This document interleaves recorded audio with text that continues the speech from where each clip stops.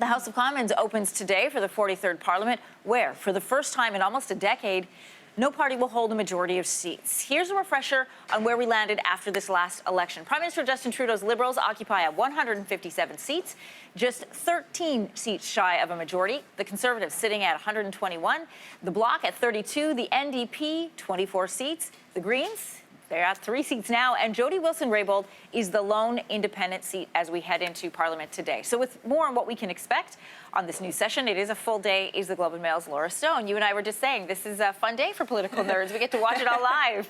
Absolutely. This is a perfect day for anyone who's really into politics. And we are. So first thing that MPs have to do is elect a new speaker. How will that play out? Well, right now there are 5 people in the running, 2 Conservatives, 2 Liberals, including the incumbent, Jeff Regan, who was the Speaker last time, and an NDP. So they'll vote by secret ballot, a ranked ballot. And of course, if the Liberals had a majority, it would be pretty much in the bank for Jeff Regan. But in a minority situation, they could elect an opposition speaker if the Conservatives and the NDP and other parties, the Bloc Québécois, get together and decide that they will vote for each other. So it'll be really interesting to see if there is some coordination on the opposition benches. You know, the Speaker is essentially the referee of the House of Commons, which is going to be pretty raucous during minority time. So, you know, they'll issue rulings and make some judgments that are quite important. So it is a key position, especially in this minority parliament. Yeah, the other thing happening today, big event, is, of course, the throne speech. What will you be listening for? Well, I'm certainly listening for the tone that the Trudeau government will strike. I've heard a lot of Liberals talk about the unity message and humility, striking a conciliatory tone. There has to be some recognition here, of course, that the government did not win a majority, did not win any seats in Alberta and Saskatchewan.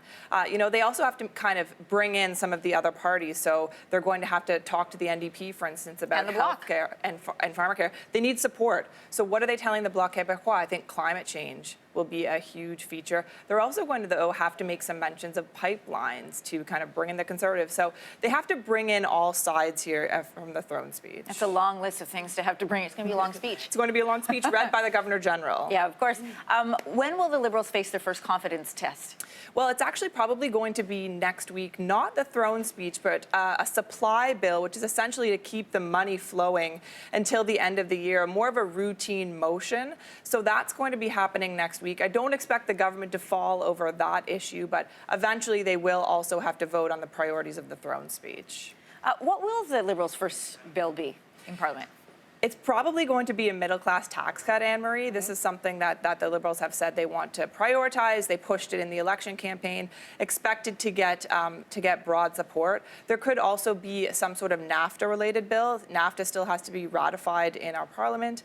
So, you know, something popular across the board, like a tax cut for the middle class, they're hoping to get opposition support on. Good to have you here to break it all down for us. Of course, it is happening today, and you can watch CTV's special coverage of the throne speech. It starts at 2 o'clock Eastern on CTV News Channel. Thanks for watching. If you like this, be sure to subscribe here. And you can check out more Your Morning videos right here.